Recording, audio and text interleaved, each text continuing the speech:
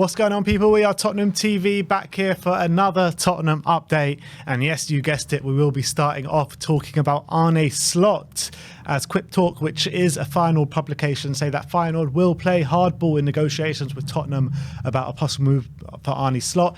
Jack Pickbrook says it's very likely now that Arne Slot will be the new head coach of Tottenham.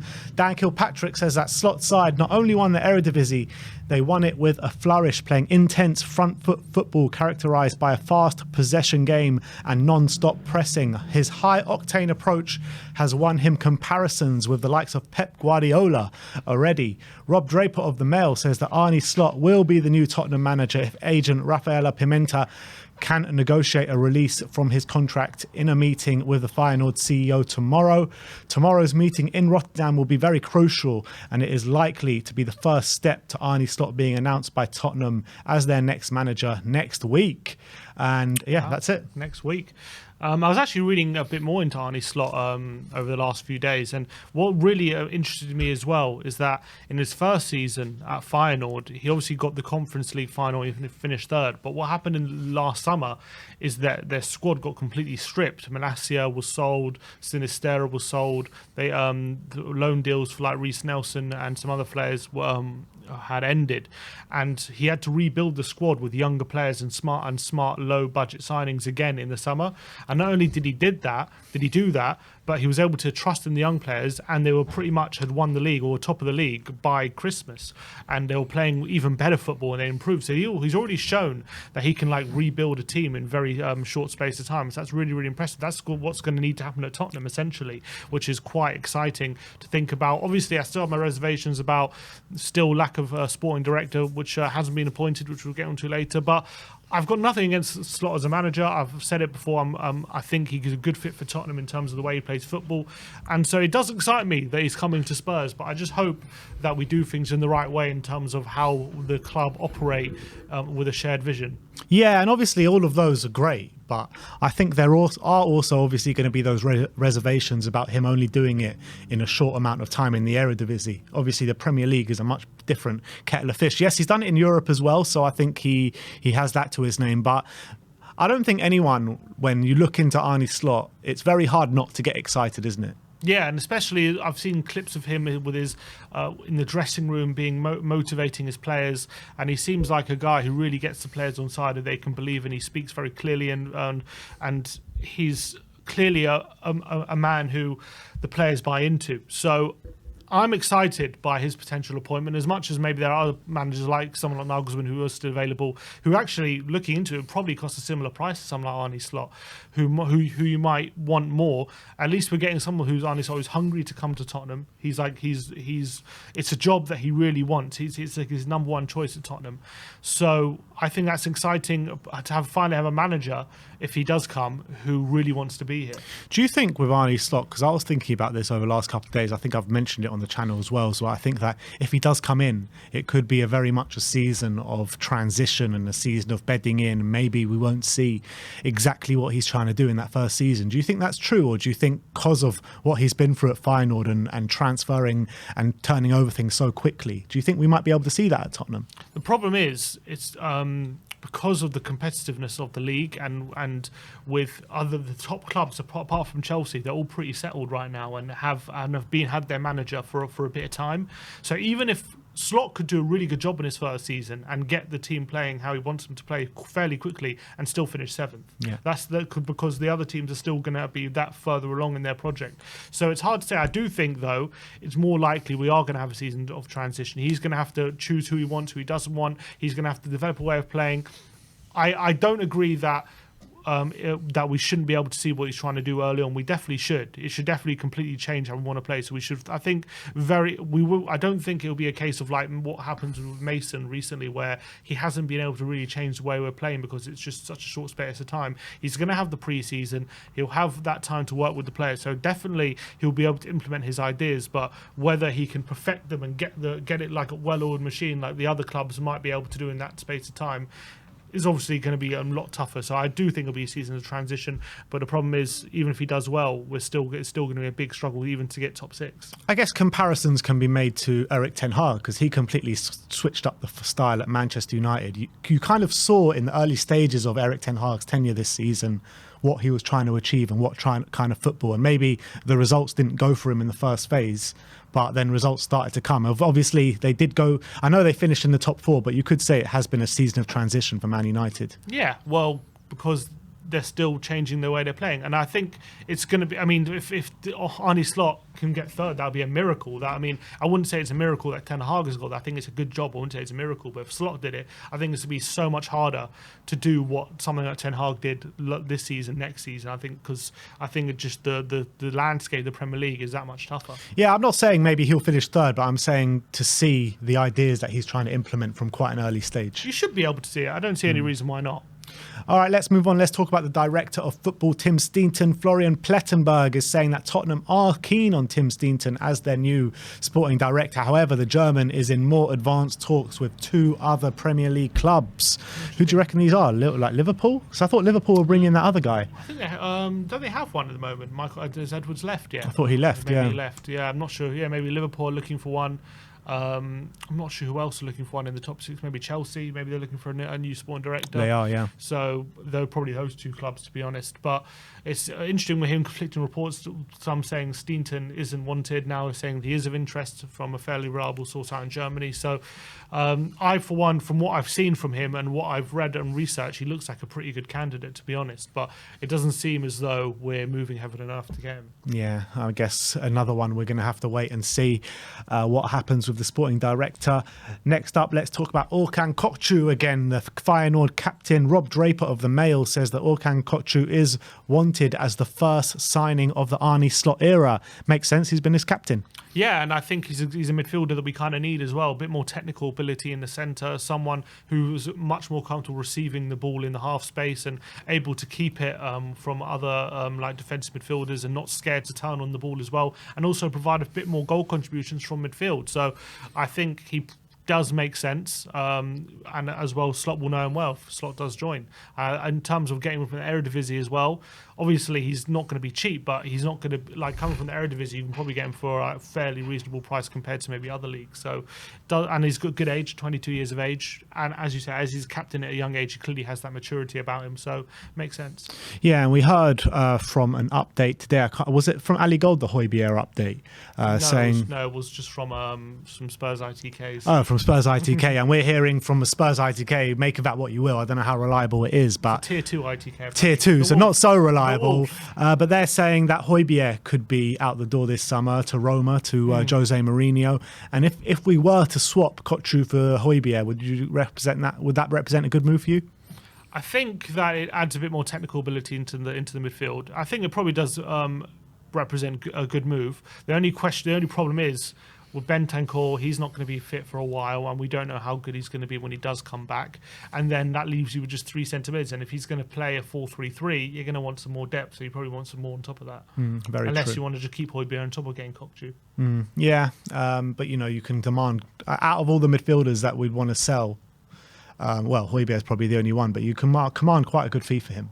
At least 30 million, Yeah, but you need to replace him. Yeah.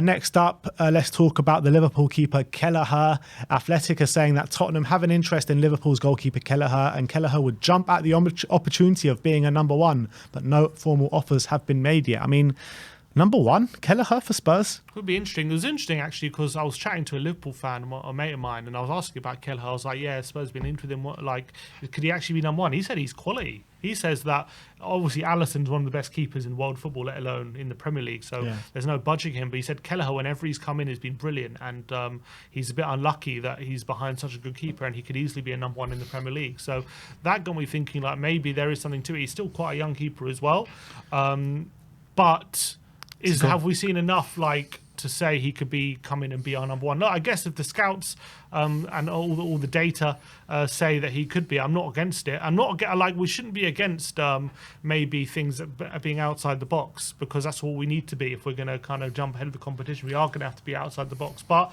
I would feel a lot more comfortable having someone like a Ray there. Yeah, and even the Mammadashvili as well, I'll probably feel a bit more comfortable with, just because they've played a lot more first-team football than Keller. But look, I have seen Keller play a few times. He's never like struck out as me as like a terrible keeper, has he? Not like when you see some other backup keepers play from time to time. So maybe it can represent a good move, but maybe it would be one where he comes in maybe as a backup in a view to being a number one in a couple of years' time. But then why? Yeah, exactly. Then why leave? Yeah, I know, Why it's true. come to us? Because Alisson's there and maybe there's no budging Alisson, but maybe Kelleher will fancy himself But who's against going to be number one? Or Forster? Yeah, it's also a good point. So Keller will just be number one then from the start, from the get-go, I would say. Well, is there a keeper that you can bring in that's a bit older, maybe? Or maybe if you bring in Kelleher and Mammadashvili, they can fight for it. Yeah, that's a good idea.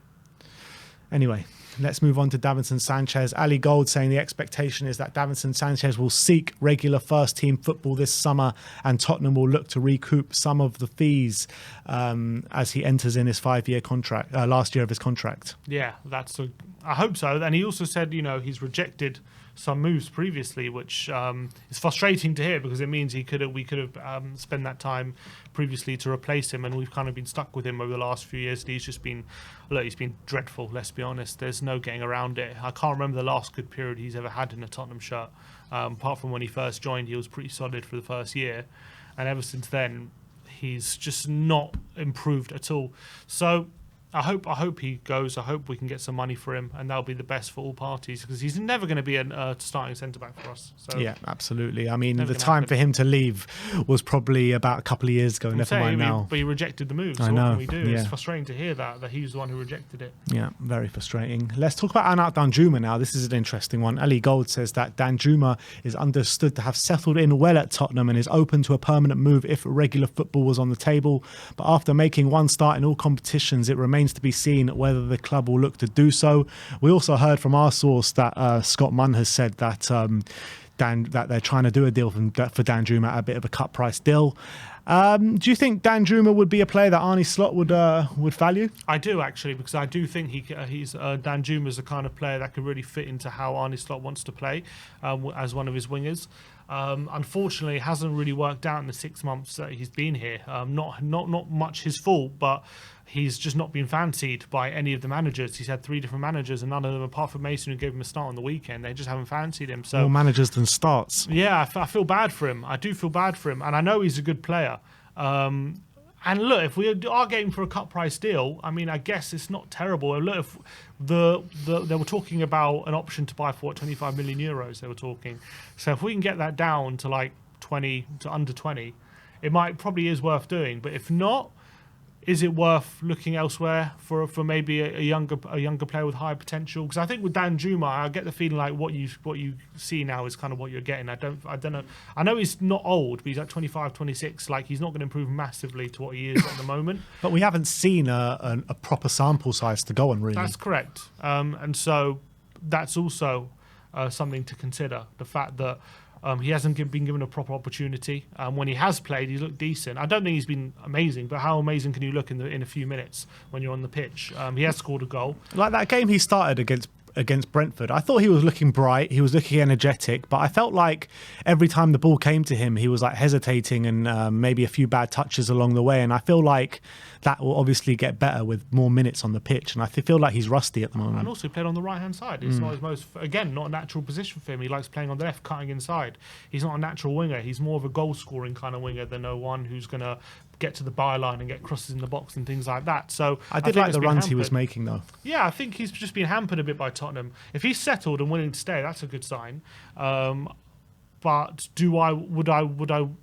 The problem is we have Richarlison, we have Son. Like, I kind of feel like we don't need him. We need somewhat a different kind of player, because with Richarlison on, they're very similar. Not in terms of, like, obviously he's got different qualities, but in terms of position wise, we've got 2 players in Richarlison and Son who can play on the left and play up front. Then Juma's another player who can play off the left to play up front. So we don't really need him. So why spend 25 million on him or 20 million on him? Yeah, it could be a case of moving Sonny, shifting over to the right, something like that maybe. I mean, I don't mind Sonny on the right at all. Again, I think he can play there, but I don't want him to be one of my options there. I'd rather only play him there if we need to, in my opinion. Enough square pegs in round holes. Exactly. Let's just get some guys who are more natural on the right. Let's move on to the last story of the update, and it's one that you will all be very happy to hear. After what we brought to you yesterday in our contract talk, we said that Eric Dier is probably going to be sticking around, but Jack Pitbrook says that no new deal for Dier has been agreed as of yet, and an exit on a free transfer in 1 year's time is now looking like a real possibility. Now this is what we're talking about. That's the right thing, to be honest. Obviously, we should probably sell him if we can, but we definitely shouldn't be offering a new deal. And he should have to fight for his contract. If he's going to, I know he's been a loyal servant to the club, and I hear that. And sometimes some people say loyalty doesn't go both ways. Sometimes fans demand the loyalty, but loyalty doesn't go both ways with the players. But at the end of the day, it's been an underperformance now for a long time. Yes, he had a good 6-month period under Conte, but that's not enough to justify his bad performances previous to that and his absolute shocking season this season. Look, I don't like the abuse he gets on social media and stuff. Because even though he's not been playing well and things like that. Obviously, I do think he's been loyal to Tottenham, and I do think he's played here a long time and tried his best. But at the end of the day, this last season he was atrocious. There's no getting around that. He was absolutely terrible. And if we're going to play with a higher line and a more possession-based system and a more aggressive pressing, is Eric Dier the centre-back you really want in that kind of system where he's just going to get caught out time and again at centre-back? I think I'm more than happy to have him. I wouldn't say more than happy. I'm happy to have him as a backup centre-back for next season, if that's what he's going to be, a backup having to fight for his place and fight for his contract. But I don't want to start next season with him being our most experienced head at centre-back and him having guaranteed starts. And I think he should have to fight for that new contract if he wants it. He shouldn't get it based on last season. Yeah, and I don't want someone like Eric Dier, who's clearly not good enough to play at this club, as one of the leadership, one of the ones that is heading up the leadership in this team. It just doesn't make any sense. And I just feel like it'll be best just to cut our losses now, let him go this summer instead of waiting for 1 more year. But having said that, if we don't get the offers and there's no move for him, just let him go on a free. Don't offer him a new contract. There is no reason to offer him a new contract. And the thing that you're talking about, loyalty and stuff, like, he's been here for many years, but does that actually mean he's been loyal? I mean, how many opportunities has he had to actually leave? Well, he could have gone to Man United for 50 million. That was a long time ago now, though. Yeah, but he still could have done it. We should have let him go. Yeah, 100%. That's the fact of the matter. Yeah, we should have let him go. He was good. We liked him then. Yeah, but at the end of the day, like, he got dropped under Pochettino. He was never good enough under Jose Mourinho, apart from the odd game here and there. He had a good 6 months, like you said, at the back end of last season under Conte, and this season's just been a disaster. So he's been bad more than good in his whole Tottenham career. That's just the fact of the matter. I don't disagree. That's it for your Tottenham update. Let me know in the comment section below if you have any thoughts regarding any of the news stories we brought to you today. Thank you everyone for watching. Like, subscribe and comment, and as always, come on you Spurs.